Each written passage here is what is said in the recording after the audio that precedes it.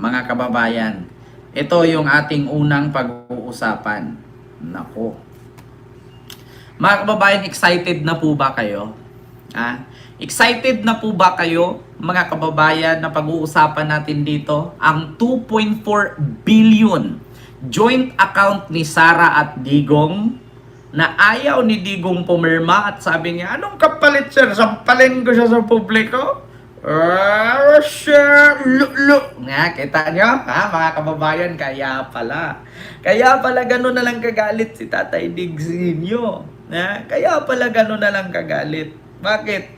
Yung perang ito galing pala sa droga. Nako, eto na. Mga kababayan, kayo mga DDS kayo pala yung mga totoong adik Kayo pala yung mga totoong bangag eto na, mga kababayan. Eto, wait lang, unahin natin to kay Digong kay Sara, at kay eto na, mga kababayan.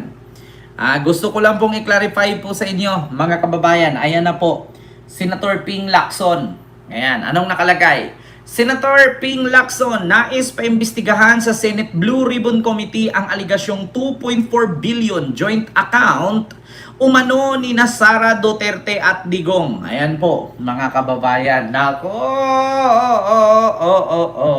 hala, may joint account na naman na mabuksan. Saan galing ang milyon-milyon na umabot ng 2.4 billion? Kalkalin ni Lacson ang bank account. Ano ba ang bank account na ito? Bakit kailangan pa? Mga kababayan ko, mabulgar na si Lustay. Kaya pala may pambayad sa dahig sa kanyang abogado. Nako, kasi sa totoo lang mga kababayan, ganito po yan. Kahit naman po ordinaryong tao, makakapag-isip talaga. Ang pera ni Digong na nilabas sa kanyang SALN noong 2022 bago siya bumabang pagka-presidente ay 27 million o 37, sabihin. Ay hindi, 27 million, no? 27 million. Pero mga kababayan, ang nagastos ni Digong ngayon sa dahig ay 1.6 billion na. So paano nangyari na ang SALN ay 37 ba? Correct me if I'm wrong. 27 million lang, samantalang ang nagastos niya ay bilyon na. Kaya ngayon mga kababayan, nasilip na ni Senator Ping Lacson at nais nang paimbestigahan itong 2.4 billion, no, mga kababayan. 2.4 billion joint account ni Sara at ni Digong. Mga kababayan, totoo ba na may mga ganyan? Ito, mapanood ko sa inyo Mga kababayan, uumpisahan natin kay Trillanes. Ito na. Hala, Diyos ko. Naku po. Ayan. Open. President Sara Duterte at ating Pangulong pinagtibay ng Kamara ang rekomendasyong imbestigahan ang sinasabing joint bank account ng nag-amang sina Vice President Sara Duterte at dating Pangulong Rodrigo Duterte. Sa report ng Quad Committee, inirekomenda sa Anti-Money Laundering Council na imbestigahan ang joint account ng mag-amang Duterte na pinaniniwala ang nakatanggap ng pera mula sa kalakalan ng illegal na droga. Nagugat ang investigasyon sa pahayag ni dating Senador Antonio Trillanes na naglalaman ang bank account ng pondo mula sa mga drug lord. Nauna nang hinamon ni Trillanes si dating Pangulong Duterte na lumagda sa bank waiver para patunayan ang akusasyong inilipat ng drug lord na si Sammy Uy ang mahigit 2 bilyong piso sa bank account ng pamilya Duterte noong 2007 hanggang 2015. Inirekomenda ring imbestigahan ang sinasabing koneksyon ni Senador Bongo sa illegal na pogo. Kasunod dito ng testimonya ni Police Colonel Jovi Espenido hinggil sa quota at reward system sa pagpapatupad ng war on drugs. Ayon kay Espenido, pinadadaan sa senador ang perang ginagamit sa reward system na sinasabing pinoponduhan ng mga pogo. nauna nang inirekomenda ng Quad Committee na kasuhan ng crimes against humanity si dating Pangulong Duterte at Senador Ronald Bato de la Rosa. Nako, mga kababayan, ayan na nga. Ayan na sinabi ko sa inyo mga kababayan, darating ang panahon, darating tayo sa exciting part. Nako po, eto na mga kababayan, kinakabahan na ako. Mukhang makukulong na nga talaga si Sara, hindi aabot 2027. Nako, eto na nga yung sinasabi mga kababayan. Balita po yan sa DCMM ha. Nako, kaya nga ba mga kababayan? Totoo ba? Kaya nga si Pulong tatakbo na. Ala ka mga kababayan, magtago na kayo, di poga kayo. Ala, ulitin ko lang ay, parinig ko sa inyo. Pinagtibay ng Kamara ang rekomendasyong imbestigahan ang sinasabing joint bank account ng mag-amang sina Vice President Sara Duterte at dating Pangulong Rodrigo Duterte. Nako! Ala! Diyos ko! Joint account ni Digong at ni Sara. Iimbestigahan na ng Kamara at ng Senate Blue Ribbon Committee ni Lacson. Halaga! Yan na ang sinasabi mga kababayan ni Trillanes noon na ito po exciting part ito. Alam nyo kung saan ako confidence, di ba? Sabi ni Trillanes. Alam nyo kung saan ako confidence, yun yung makalkal ang bank account nila. Hala, Diyos ko mga kababayan. Ulit. Sa report ng Quad Committee, inirekomenda sa Anti-Money Laundering Council na imbestigahan ang joint account ng mag-amang Duterte na pinaniniwala ang nakatanggap ng pera mula sa kalakalan ng illegal na droga. Nakatanggap sa kalakaran mula sa kalakaran ng illegal na droga. May ads po tayo mga kababayan, wag po kayo mag-skip. Nako, eto na. Excited na ako. Hala, sige pa. Imbestigahan nyo na. Excited na ako. Hala, excited na. Patay kang bata ka. Lost tayo, tumakbo ka na. Hala ka, patay ka. Eto po, mga kababayan. No? Buko dyan, pakinggan natin, mga kababayan. Ito yung naturang investigasyon sa pahayag bakit takot na takot silang ma-impeach si Sara Duterte. Kasi kapag binuksan ang Pandora's box niya, lalabas ang lahat ng sikreto. Mga anomalya sa confidential funds, ghost projects ng OVP, padrino sa DepEd contracts, at ang koneksyon sa mga dating alpha boys ng tatay niya. Isang impeachment lang at pwede silang madamay lahat. Kaya gagawin nila ang lahat by hook or by crook para pigilan ito. Pero tanong ng bayan, hanggang kailan kayo makakatago? Nako, hanggang kailan? Ito na nga mga kababayan. Ito po yung mga bank accounts na nakalap ko po ito noong 2016. Tapos ito po ay na-validate na ng ombudsman na kaparehas nga nung naisumite ng AMLAC sa kanila. Kaya ano po tayo, kumpiyansa po tayo sa provenance nitong dokumentong ito.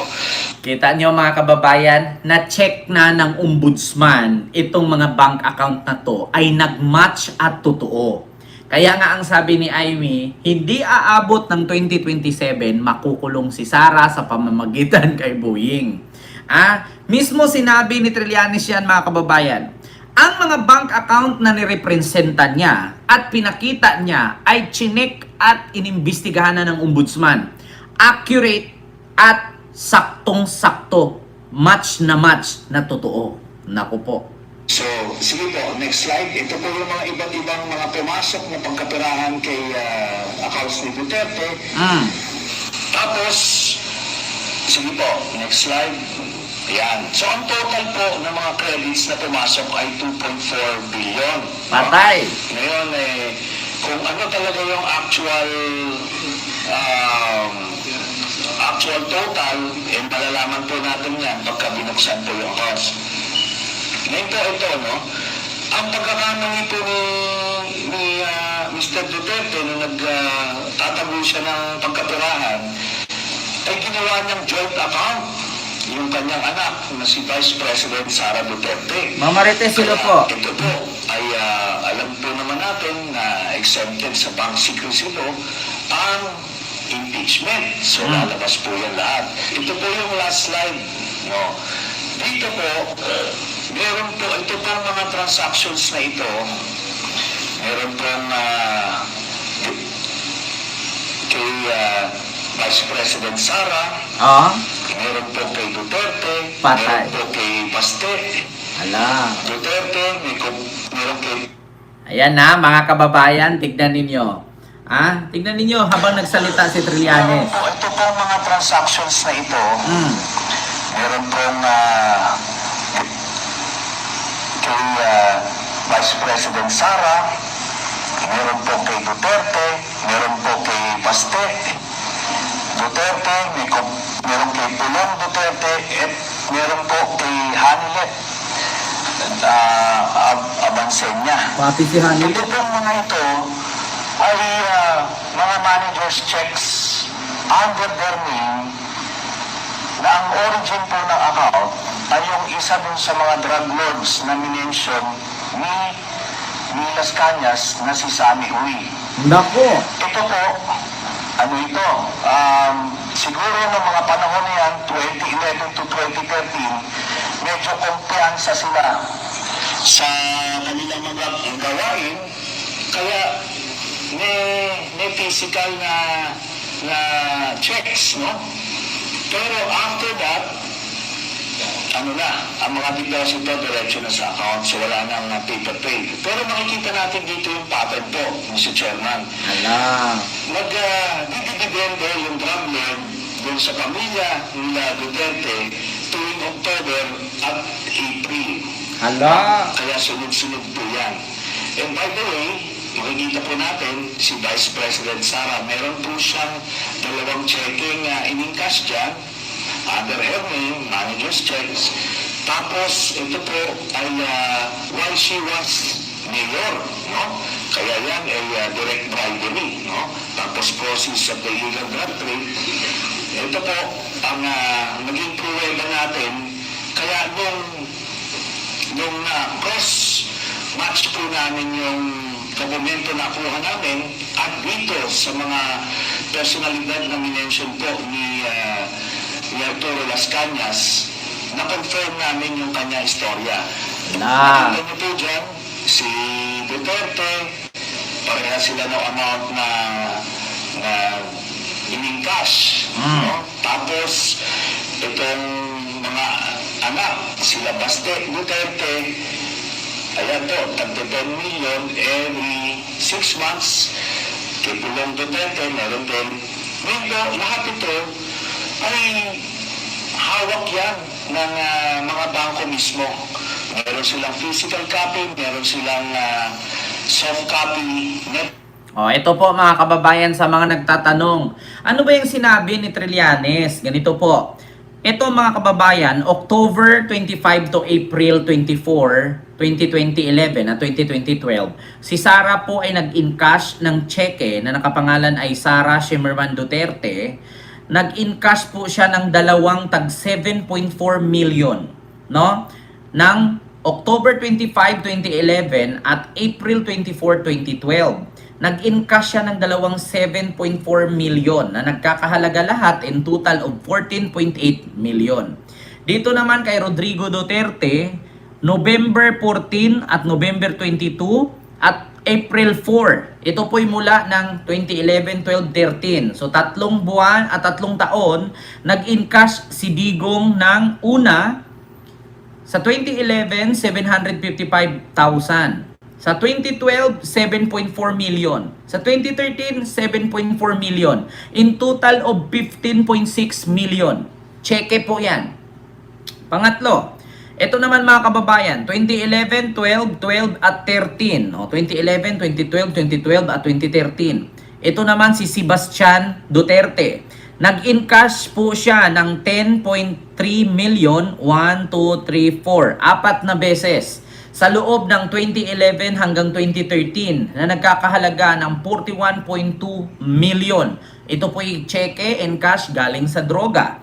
Pang-apat mga kababayan, dito tayo kay Pulong Duterte, kay Paulo Duterte.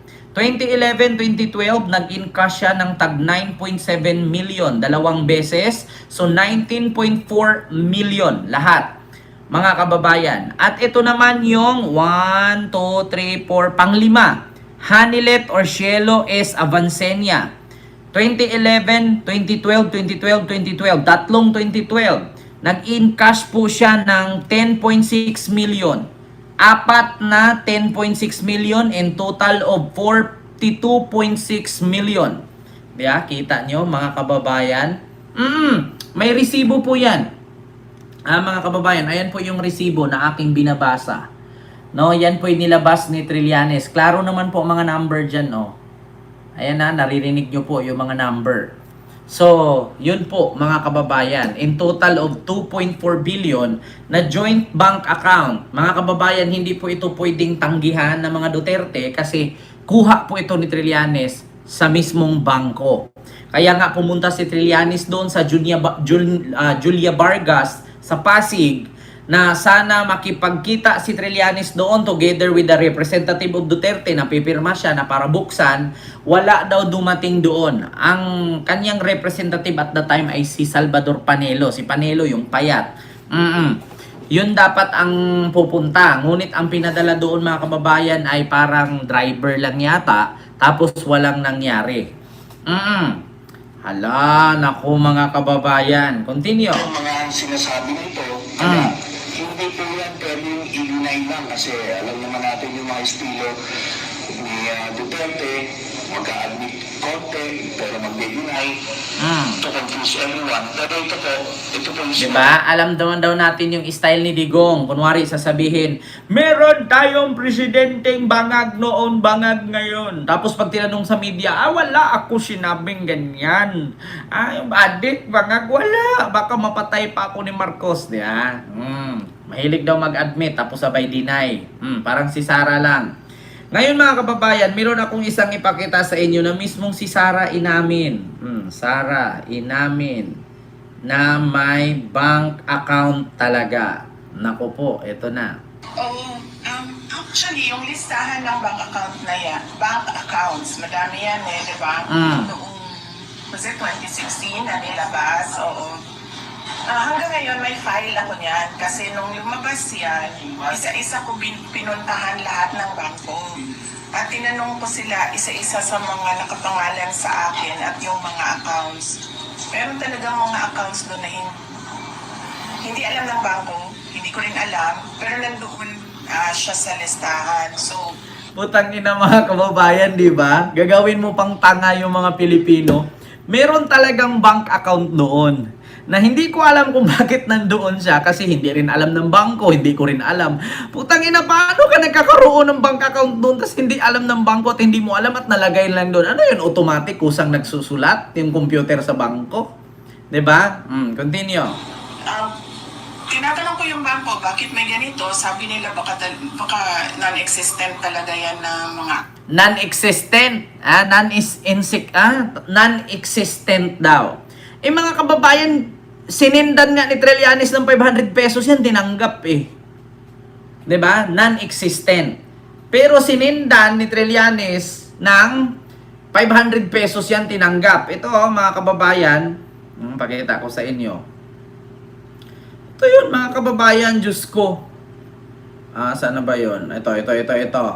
Ayan Ayan mga kababayan, ito. Sinend yan ni Trillanes. Ayan anong pangalan? Ayan, 500 pesos. Ay, nawala. 500 pesos. Kita nyo? Deposit. 500 pesos. Rodrigo Rua Duterte.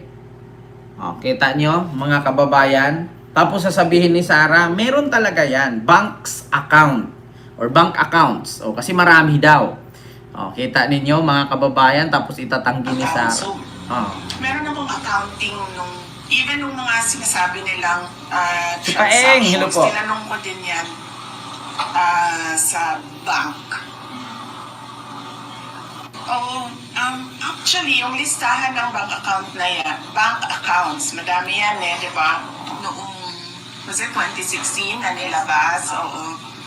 Hanggang ngayon, ngayon may file ako niyan kasi nung lumabas yan, isa-isa ko pinuntahan lahat ng bangko.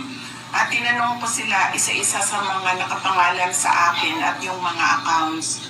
Meron talagang mga accounts doon na hindi alam ng bangko, hindi ko rin alam, pero nandoon siya sa listahan. So, tinatanong ko yung bangko, bakit may ganito? Sabi nila baka non-existent talaga yan na mga accounts. So, meron akong accounting even nung mga sinasabi nilang, actually, yung listahan ng bank account na yan, bank accounts, madami yan di ba? I'll be presenting later on, Mr. Chairman, a video of his actual admission of these accounts. Okay. Of these accounts, no? So, ito naman pong mga cheque na in-encash, in-extract lang namin from that long list. Mga managers checks po yan, hindi nawawala sa system po yan. And later on, saan nila po? well, ano rin yan, exempted sa impeachment cases, kaya pwede po lumabas yan, ipepresenta po yan. That's the smoking gun ng proceeds of the illegal drug trade ng Duterte crime family. Salamat po. Thank you very much. Ito po, ito po mga transactions na ito, meron pong kay Vice President Sara. Actually, yung listahan ng bank account na yan, bank accounts, madami yan di ba? Noong, was it 2016 na nilabas? Oo. Kita nyo? Inamin na, meron talaga marami. Naku po, yun na nga mga kababayan.